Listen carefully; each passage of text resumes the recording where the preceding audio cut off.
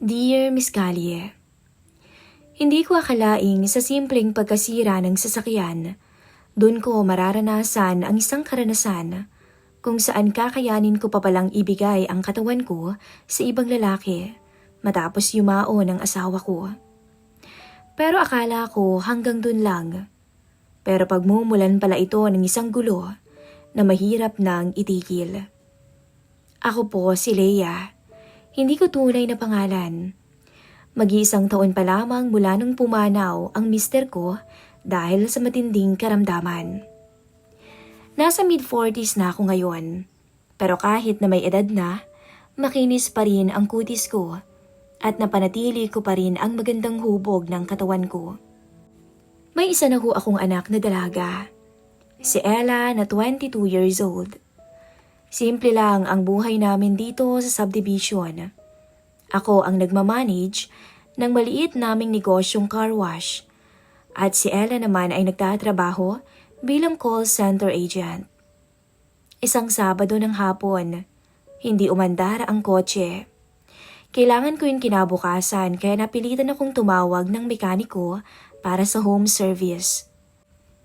Ayon sa kapitbahay namin na si Mang Eddie, may kilala raw siyang binata na magaling. Si Menard, na 26 anyos ang edad. Nung matawagan, dumating siya bandang 2:00 ng hapon ng araw ding yun. Nakangiti ito nung bumungad sa amin. Medyo sunog sa araw ang balat nito at may dating na parang sanay sa mabibigat na trabaho base sa kanyang pangangatawan. Magandang hapon po, madam. Ako po si Melvin. Ako po yung tinawagan para sa sasakyan. Bati niya. Napansin ko agad kung paano siya tumingin sa anak kong si Ella nang lumabas ito ng bahay. Para bang nakalimutan niyang may ibang tao sa paligid. Natawa na lamang ako sa loob-loob ko.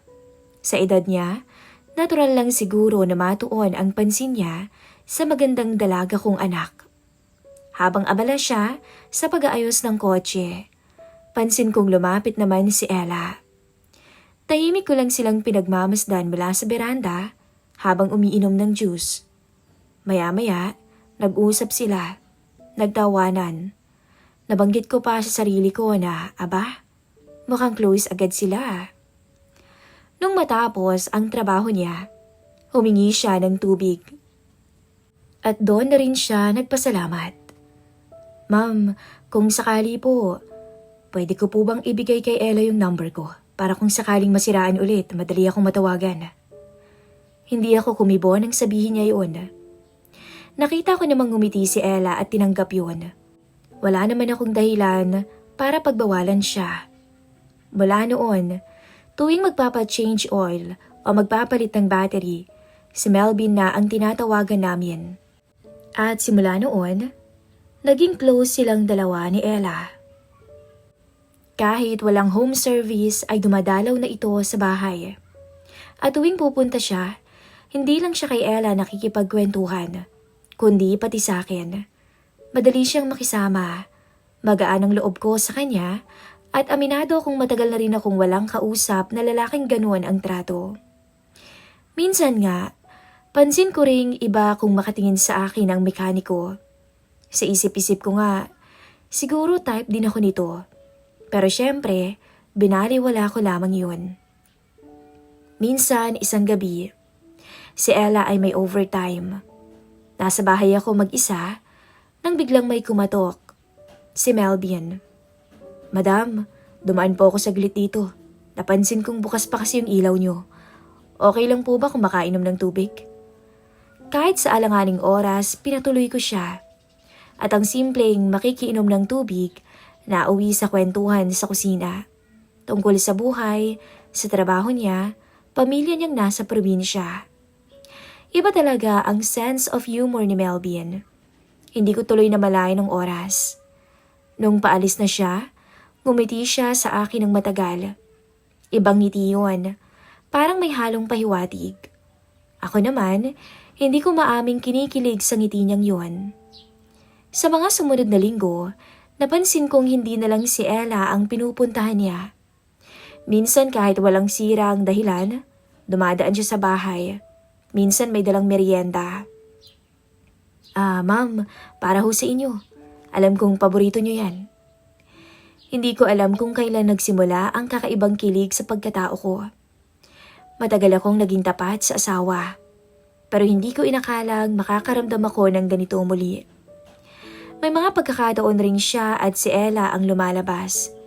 Pero pag uwi nila, ako ang nilalapitan ni Melvin para magpaalam. At sa mga tinginan naming dalawa, parang may unti-unting lihim na nabubuo. Isang gabi na malakas ang ulan, tumawag si Melvin. Ma'am, malapit po ako sa inyo. Nasiraan ako ng motor. Pwede po ba akong makisilong saglit? Wala si Ella noon. Night shift. Kahit ganoon, pinatuloy ko siya. Basa siya ng ulan. Pinahiram ko siya ng tuwalya at t-shirt ng asawa ko noon. Noong una, wala kaming imika na dalawa. Sa sala habang umuulan sa labas, ramdam ko ang tensyon sa pagitan namin. Nung magtama ang mga mata namin, hindi ko na rin maitanggi sa sarili ko. May nararamdaman ako. Maya-maya, lumapit siya ng dahan-dahan. Wala siyang binigkas sa salita, pero malinaw ang sinasabi ng mga mata niya. May gusto siyang mangyari. Sa puntong yun, ako ang unang tumalikod. Pero siya ang unang humawak sa kamay ko. At mula roon, hindi ko na naitama ang lahat ng maling nararamdaman ko. Melvin, bulong ko habang nakayakap siya sa likuran ko. Imbis na itulak siya, tila nadala ko ng tukso. Noong nabubuhay pa ang asawa ko, hindi ako sanay na hindi nilalambing tuwing gabi. At hindi kami natutulog na hindi pawisan sa kama. Kaya siguro hinahanap-hanap ko rin talaga ang haplos ng isang lalaki.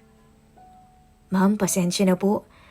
Pero ang ganda nyo at ang sexy. Lalaki lang ho ako. Bulong nito. Huwag na mamang itawag mo sa akin. Leia na lang, okay? Sabi ko naman. Matapos ang gabing yun, tuluyan ko ring pinayagan ang mekaniko na pagsawaan ako hanggat gusto niya. Kapalit naman nun sa akin ay ang pagtugon sa uhaw ko bilang byuda. Lumipas ang mga araw, niligawan ni Melvin ang anak ko. Wala akong karapatang sabihan si Ella. Pero sa bawat gabi, sa bawat lihim na pagdaan ni Melvin kapag wala si Ella, kami ang nakikita. Ang masakit, hindi ko alam kung ako ba ang minamahal niya o kami lang ay parehong kasabay ng isa't isa. Melvin, bulong ko minsan habang magkasama kami sa sala. Hindi ba't mali to? Ma'am, alam kong mali. Pero hindi ko kayang pigilan. Hindi ko alam kung dapat akong matakot o matuwa sa sagot niya. Muling nabuhay ang isang parte ng sarili kong akala ko ay patay na. At habang tumatagal, ramdam kong may nararamdaman na rin si Ella para sa kanya. Nagsimula na rin siyang magkwento sa akin tungkol sa mga date nila. Kung paano iparamdam ni Melvin na espesyal siya.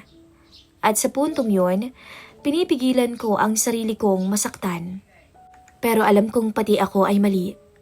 Nakikipagkita kay Melvin sa mga oras na wala ang anak ko. Hindi ko alam kung paano matatapos ang gulong to. Hindi ko rin alam kung ako ba ang pipiliin niya kung dumating ang araw na kailangan niyang mamili. Makalipas ang ilang linggo, mula nang magsimula ang lihim naming ugnay ni Melvin, naging opisyal silang magkasintahan ng anak kong si Ella. Nakita ko rin bago yon kung paano niya ito niligawan. Hatid sundo niya ito sa trabaho. Mga sweet na mensahe gabi-gabi at alam kong wala akong karapatang magselos. Kahit sa bawat ngiti niya kay Ella, bawat yakap niya kay Melvin sa harap ko, para akong sinasakal sa loob. Ma, kami na po ni Melvin. Nakangiting sabi ni Ella isang gabi habang sabay kaming kumakain ng hapunan. Parang mabigat ang pakiramdam ko nung oras na yon. Hindi ko alam kung paano ko ngingitian yon. Pero ngumiti ako ng pilit. Talaga? Ang bilis naman. Sabi ko habang pinipilit maging masaya. Ma, ang bait niya. Tsaka responsable. Gusto ko siya. Tiningnan ko ang anak ko. Bata pa siya at inosente. Wala siyang idea sa lihim naming dalawa ng boyfriend niya ngayon. Lalong nanakit ang puso ko. Ano ba tong pinasok ko? Bulong ko. Pagkatapos ng hapunan, bumisita si Melvin. Nasa sala ako nang dumating siya. Nakita kong hinawakan niya agad ang kamay ni Ella. Tumawa pa silang dalawa. Tumama ang tingin niya sa akin saglit lang. Tila lihim, pero sapat para maalala ko ang mga gabing magkasama kami sa kama. Ang bawat halik at haplos niyang tumutugon ng aking uhaw. Simula nang maging sila, madalang na siyang dumaan sa bahay para lang sadyain ako. Kapag may pagkakataon man, panakaw na mensahe lang sa text. Leia, miss na kita. Kumusta ka? Huwag kang malungkot ha. Tila ako ang naging lihim at si Ella ang opisyal. Nakaramdam ako ng kirot na hindi ko maipaliwanag. Hindi ako pwedeng magselos, pero nagsiselos ako. Minsan isang gabi, nagkaroon sila ng date. Umuwi si Ella nang nakangiti at may dalang bulaklak. Ma, sobrang sweet niya no? Sabi niya habang nakahiga sa sofa. Pinapakinggan ko lamang siya habang sa loob-loob ko'y gusto kong umiyak. Isang gabi noon, naka-duty si Ella. Graveyard shift. Ako lang mag-isa sa bahay. Hindi ko inasahan noon na tatawag si Melvin. Leia, pwede ba akong pumunta dyan? Saglit lang ako. Tumigil ang puso ko saglit. Alam kong mali, pero hindi ko rin kayang tanggihan. Pagbukas ko ng pinto, nandun siya, naka-jacket at nakangiti ng tipid. Pinatuloy ko siya. Salamat, Leia. Mahina niyang sabi habang inaalis ang jacket. Habang umaambon sa labas, umupo kami sa kusina. Parang bumalik kami sa mga unang gabi. Melvin, pabulong kong sabi. Anya, mahal mo ba si Ella? Tumingin siya sa akin ng diretso. Seryoso. Oo, Leia. Pero hindi ko rin kayang itanggi kung ano tong meron sa atin. Parang nabingi ako. Hindi ko alam kung dapat ako magalit o matuwa. Bakit meron pa rin bago? Tanong ko na halos pabulong. Lumapit siya. Dahan-dahang hinawakan ng kamay ko at tulad ng dati, ramdam ko yung init ng palad niya sa malamig kong balat. Hindi pa rin kita maalis sa isip ko, Leia. At sa puntong yon, wala akong magawa nang tuluyan siyang lumapit at parang ako pa mismo ang hindi nakapikil. Sa bawat tingin niya, sa bawat paghinga, parang bumabalik ang mga gabing pinili kong kalimutan siya. At sa puntong yon, tuluyang nagdikit ang labi naming dalawa habang unti-unting nalalaglag sa sahig ang aming mga suot hanggang sa tuluyang maramdaman namin ang init ng katawan ng bawat isa. Ang kamay niyang dati ay nasa makina ng sasakyan. Ngayon ay nakapulupot sa bewang ko. Wala kaming salitang binigkas, tanging paghinga lang at kilos naming sabik sa isa't isa. Hanggang sa tuluyang magpakasasa kami ng nobyo ni Ella. Sa sala, sa ibabaw ng mesa, at kahit sa kwarto naming dalawa ng yumao kong asawa, ay hindi namin pinalagpas. Hindi ko alam kung ba't pa rin ako pumayag. Hindi ko alam kung dahil ba sa lungkot, sa pangungulila, o sa matagal kong pinigilang damdamin. Naging tahimik at ilag siya matapos ang namagitan sa amin. Hindi na tulad ng dati na may lambing pa siya. Ngayon parang mabigat. Siguro dahil may kasalanan siyang alam naming pareho. Leia, hindi ko sinasadya. Wala kang dapat sabihin. Putol ko. Pero, Melvin, mahal mo si Ella, tandaan mo yan. Tumango siya. Pero baka sa mga mata niya ang pagkalito. Ako rin ay litong-lito. Ako ang nanay ni Ella. Ako ang dapat may alam kung ano ang dapat gawin. Pero bakit parang hindi ko rin kaya? Kinabukasan, bumalik si Melvin. Nakaporma siya. Hinihintay niya si Ella sa labas. Niyakap niya to ng mahigpit at halatang miss na miss nila ang isa't isa. Ako na sa loob lang ng bahay. Nakadungaw sa bintana. Parang ako yung ibang tao sa sarili kong tahanan ng oras na yun. Ma, alis muna kami ha. Masayang sabi ng anak ko. Dinner date kami ni Melvin. Ngumiti lang ako pero para akong nastatwa. Habang lumilipas ang mga araw, pansin kong lumalalim ang relasyon nilang dalawa ni Ella. Pero hindi rin mawala ang lihim naming pagkikita ni Melvin. Hindi man araw-araw, pero may mga gabi na kapag hindi nakakauwi si Ella agad, dumadaan siya sa bahay. Hindi bilang boyfriend ng anak ko, kundi bilang kalaguyo. Pero tila wala ng lambing sa mga pag-uusap naming dalawa. Lahat pabulong, lahat bawal, at lahat ay kasalanan. Minsan, pagkatapos ng lahat, nakahiga lang kaming dalawa sa madilim ng sala. Nakatingin sa kisame at ramdam ko ang bigat sa puso ko. Melvin, hanggang kailan naman natin to gagawin? Hindi siya sumagot dahil alam namin pareho, wala naman tong magandang patutunguhan. Hindi ko na alam kung kailan nagsimulang maging malabo ang lahat. Ang alam ko lang, sa bawat gabing dumadaan, lalong lumalalim ang lihim naming ugnay ni Melvin. Oo nga't boyfriend siya ng anak kong si Ella, pero sa dilim ng aming tahanan, may ibang kwento kaming dalawa. Minsan isang gabi, maagang umuwi si Ella mula sa trabaho. Pagod na pagod, kaya agad siyang natulog sa kanyang silid. Ako naman ay nasa sala, nagbabasa ng lumang magazine para lang malibang ang isip. Nang biglang tumunog ang cellphone ko. Si Melvin. Leah, andito po ako sa labas. Nabingi ako sa sariling kaba. Mabilis kong tiningnan si Ella na mahimbing ang tulog.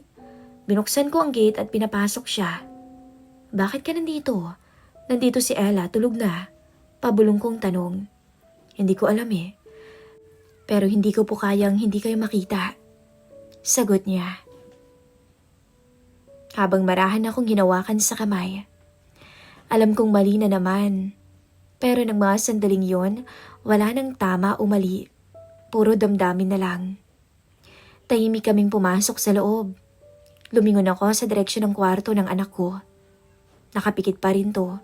Walang kamalay-malay. Parang lalo akong nasakal ng konsensya.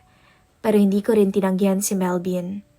At isa lang ang hindi ko malimutan na kataga ni Melvin habang pumupuslit kami sa bawal na sandaling yon, ayang, mas nakakatakam ako kaysa kay Ella. Habang yakap ako ni Melvin sa dilim, nakatingin ako sa kisame. Tila, nakukonsensya ako, pero hindi ko rin naman kayang itulak palayo si Melvin. Kinabukasan, habang naghahanda ako ng almusal, lumapit si Ella sa akin. Bit-bit ang cellphone niya at masayang nagsalita. Ma, si Melvin pupunta po pala dito mamaya. Kakain daw tayo sa labas. Gusto niya tayong 3. Para akong binuhusan ng malamig na tubig. 3? Ako, ang anak ko, at ang lalaking pareho naming minamahal. Ngumiti ako, pero hindi ko na itago ang bigat ng ngiti ko. Ma, okay ka lang? Tanong ni Ella. Oo naman. Mahina akong sagot, pero ang totoo, hindi ako okay. Lumipas ang oras, dumating si Melvin. Maayos ang bihis, nakapolo, mabango. Pinagsisilbihan ko silang dalawa habang nagtatawanan. Nakikita kong mahal niya rin si Ella. Nakikita kong masaya to sa kanya. Habang ako, tahimik lamang sa sulok ng mesa. Parang hindi ako kasali sa mundong yon. Minsan, nagtagpo ang mga mata namin ni Melvin. Pero mabilis niyang binaling ang tingin kay Ella. Doon ko naramdaman ang kirot. Hindi dahil sa pagsiselos, kundi dahil sa bigat ng katotohanang ako ang gumagawa ng masama. Pag-uwi namin, mabilis na nakatulog si Ella. Ako naman ay nakaupo sa beranda ng mag-isa. Parang lahat ng ingay ng mundo ay tumigil. Dumating si Melvin gaya ng dati. Pasimple siyang umupo sa tabi ko pero wala siyang masabi. Melvin, alam kong mali to, sabi ko. Pero sa tuwing nandyan ka, hindi ko kayang lumayo. Hindi ko rin po kaya, sagot niya ng halos pabulong. Bumuhos ang luha ko nang hindi ko namamalayan. Sa sumunod na gabi, habang mahimbing natulog si Ella sa kwarto, lumapit sa akin si Melvin. Hindi ko alam kung ako ba ang nagbukas ng pinto o siya ang kumatok. Basta nangyari ulit ang bawal naming sandali sa kama. Wala nang maraming salita At habang yakap niya ako sa madilim na kwarto, iba na ang pakiramdam ko. Hindi na ito tulad ng dati. Parang bawat haplos at halik niya ay may kasamang tanong, hanggang kailan? Pareho naming alam na mali, pero hindi din namin magawang tumigil. Melvin, pabulong kong sabi. Kung ako ang pipiliin mo, handa akong lumaban. Pero kung si Ella, hindi ko natapos ang sasabihin. Nangilid na naman ang luha ko. Hindi siya sumagot. Pero sapat na ang katahimikan para malaman kong siya ay hindi rin alam ang sagot. Kinabukasan, habang nakatingin ako sa salamin, hindi ko na makilala ang sarili ko. Ako to, isang ilaw ng tahanan. Ako to, isang byuda. Ako to, isang babaeng nagmahal sa maling paraan. Hindi ko alam kung dapat akong tumigil o ipaglaban ang nararamdaman ko, pero isa lang ang malinaw, may masasaktan. Si Ella, ang anak ko. Kaya ngayon, heto ako, humihingi ng tulong sa inyong channel, Miss Callie. Hindi ko alam kung tama pa bang mahalin si Melvin o kung panahon na para lumayo. Hindi ko alam kung ako ba ang matandang dapat magparaya o ang babaeng may karapatan ding magmahal. Ang tanong ko po sa inyo, sa mga nakikinig, kung kayo ang nasa sitwasyon ko, ipaglalaban niyo ba ang pag-ibig kahit masaktan man ang sariling anak mo? O magpaparaya kayo para hindi niya maramdaman ang sakit na ako ang may gawa at may dahilan? Hanggang dito na lang po ang aking kwento. Nagmamahal, Leia. At dito na po nagtatapos ang isang kwento ng karanasan at suliranin ng ating letter sender. Sana'y kahit papaano'y matulungan natin siyang itama ang kanyang isip sa pamamagitan ng simpleng mga payo natin. Hanggang dito na lamang po. Hanggang sa muli. Maraming salamat.